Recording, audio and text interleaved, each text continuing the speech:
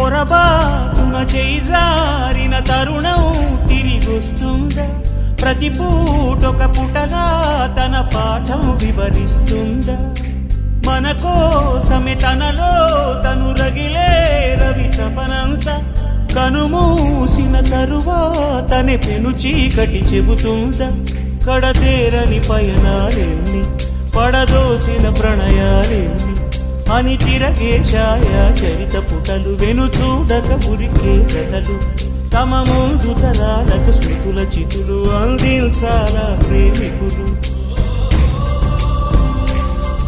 ఇది కాదే విధిరాత అనుకోదేం ఎదురీత. 10 నెలలు కలలో నిన్ను మోసిన అమ్మైనా అప్పుడో ఇప్పుడో కననే కలను అంటుందా?